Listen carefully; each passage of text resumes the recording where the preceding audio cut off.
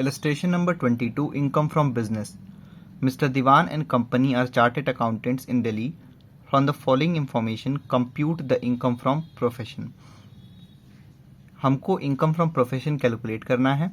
Question में हमको expenditure और इनकम अकाउंट बना के दिया है। जब भी क्वेश्चन में एक्सपेंडिचर इनकम अकाउंट दे रखा होता है तब हम नेट प्रॉफिट वाले फॉर्मूले से सॉल्व करते हैं।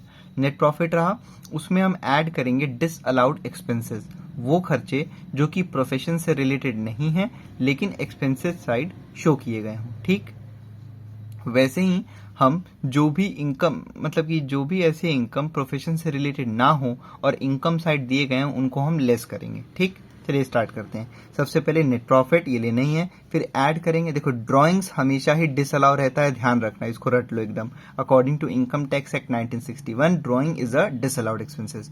ऑफिस रेंट, ऑफिस का रेंट है इसलिए अलाउ, प्रोफेशन से रिलेटेड है, कुछ नहीं करना है। टेलीफोन चार्जेस कुछ नहीं लिखा है, मानेंगे ऑफिस में टेलीफोन था उसका charge allow.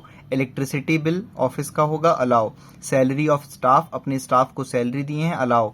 Car expenses depend करता है कि कितना कार पर्सनली है कितना कार प्रोफेशनल। यहाँ देखो 30% of car is use for personal purpose. भाई सिंपल सी भाषा में समझ लो कि 70% कार का काम हो रहा है प्रोफेशनल के लिए और 30% काम हो रहा है पर्सनल के लिए। तो हम ऐड क्या कर रहे हैं, डिसअलाउड एक्सपेंसेस जो कि प्रोफेशन से रिलेटेड ना हो। तो आप लिखना 21,000 का 30% वो डिसअलाउ रहेगा, उसको ऐड कर देना।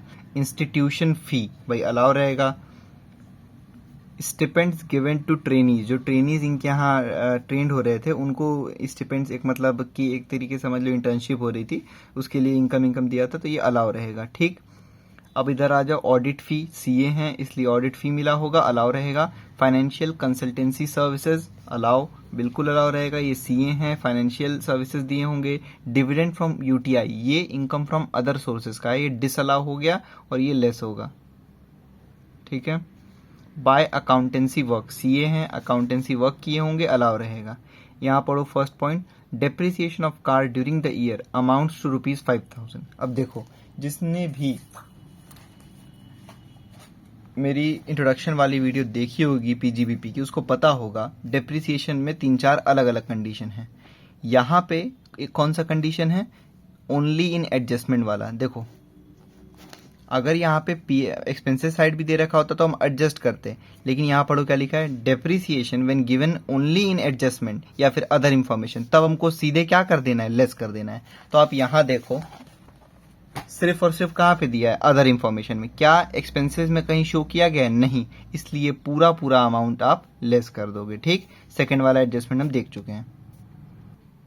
सॉल्यूशन देखते हैं 22 का। Computation of income from profession for the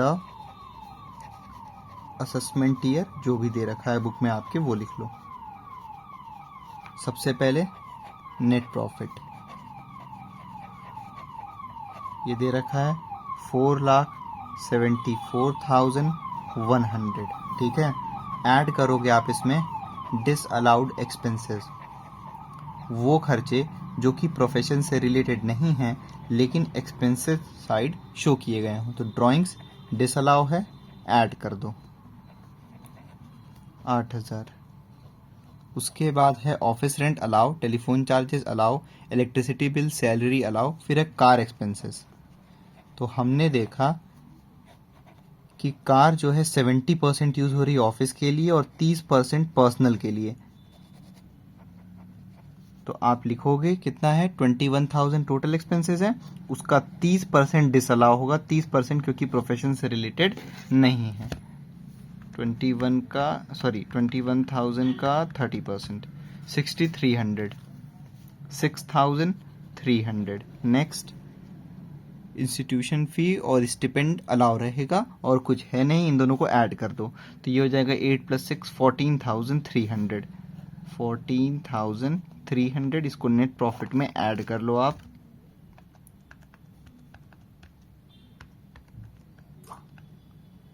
ये हो गया 4,88,400। ठीक है, अब हम लेस करेंगे डिसअलाउड इनकम, वो इनकम जो कि प्रोफेशन से रिलेटेड नहीं है लेकिन इनकम साइड शो किया गया। Audit fee allow, financial consultancy service allow, dividend from UTI, ये भाई इनकम फ्रॉम अदर सोर्सेज का है तो यहाँ पे नहीं आएगा, इसको आप लेस कर लो। अमाउंट कितना है 10,000, यहाँ लिखो सीधे सीधे वही सेम अमाउंट। उसके बाद अकाउंटेंसी वर्क्स अलाउ रहेगा, ठीक है। और कोई डिसअलाउड इनकम है नहीं, इसको लेस करो आप 10,000 को। 4,88,400 माइनस 10,000, ये हो गया 4,78,400। अब हम लेस करते हैं expenses allowed as deduction but not shown on expenditure side।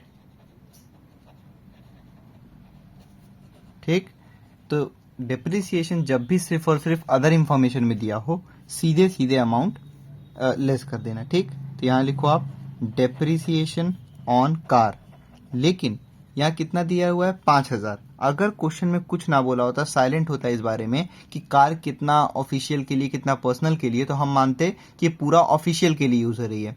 लेकिन यहाँ पे क्वेश्चन ने मेंशन किया है कि 30% पर्सनल पर्पस पे जाएगा, यानी कि 70% प्रोफेशनल के लिए। समझ में आया बात को? तो 5,000 डेप्रिसिएशन था, उसका 70% निकाल लो, जितना प्रोफेशन पे था केवल वही आएगा। तो 5,000 का 70% इज 3,500। ठीक, और जो 30% डेप्रिसिएशन आया है वो पर्सनल खर्चा माना जाएगा, क्योंकि 30% कार जो है पर्सनल यूज के लिए इस्तेमाल हो रही है। तो 3,500 को बाहर लिखो आप, लेस करो आप 4,78,400 में से, ये हो गया 4,74,900। 4,74,900 ये हो गया इनकम फ्रॉम प्रोफेशन।